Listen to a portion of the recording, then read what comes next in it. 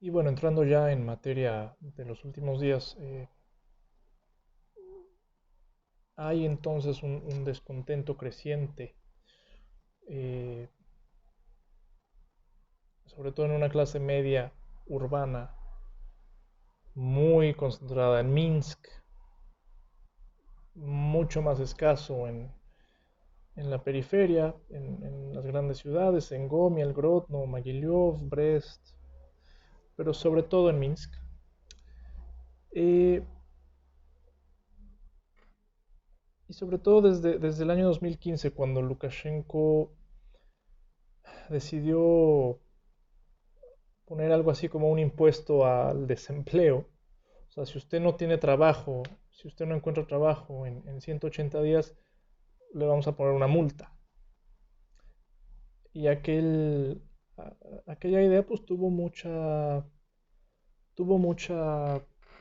rechazo por obvias razones, pero sobre todo en el contexto de esta desaceleración de la última década del PIB, eh, y un crecimiento del desempleo que, aunque las cifras oficiales dicen que el desempleo es 1 o 2%, en realidad el desempleo es cada vez mayor, sobre todo en el escaso sector privado, pero también en el sector público, aunque no se dice con la misma enjundia.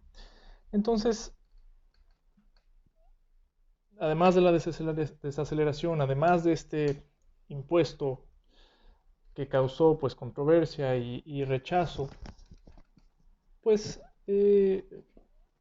se da en este año 2020 eh, pues un crecimiento del descontento, que se ve con tres distintas crisis. Generalmente cuando hay rebeliones abiertas o protestas masivas en Minsk, en Bielorrusia, en la capital, más escaso en las regiones.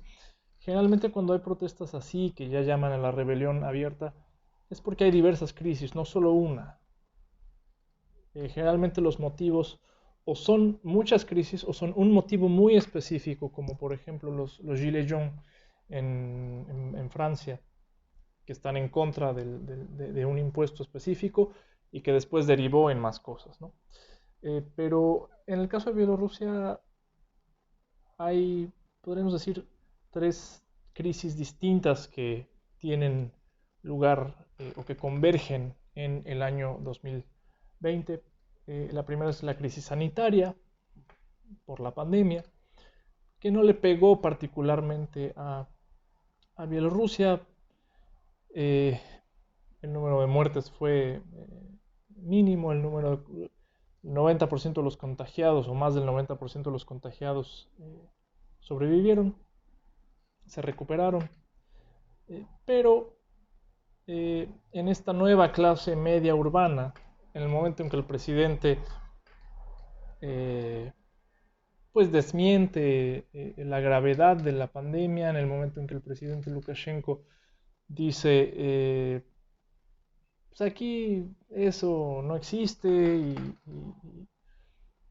aquí no tenemos COVID y no nos va a hacer nada y no usen tapabocas porque esas son tonterías, etcétera. A la hora de hacer eso y que la sociedad urbana, eh, mucha de la cual está desempleada, que tiene este resentimiento creciente, pues ve lo que dice el presidente y ve cómo reaccionan otros estados en Internet, en las redes sociales que existen en Bielorrusia. No está cerrado el Internet, se cierra en situaciones específicas, como el día de ayer se bloqueó durante la elección. Pero en general la gente tiene su Instagram y estas cosas y se entera de lo que pasa, es muy abierto y se entera de lo que pasa en otros países del mundo. Entonces, con la particular situación extraña que está viviendo el mundo de las redes sociales en los últimos años, la desinformación, la falsificación, las fuentes alternativas de información, pues empieza allí, con el trasfondo económico, con la crisis sanitaria, una coyuntura muy específica. Uno de los candidatos a presidente en las elecciones, que quedó arrestado, por cierto, fue un bloguero, uno de los blogueros más famosos de temas políticos de Bielorrusia.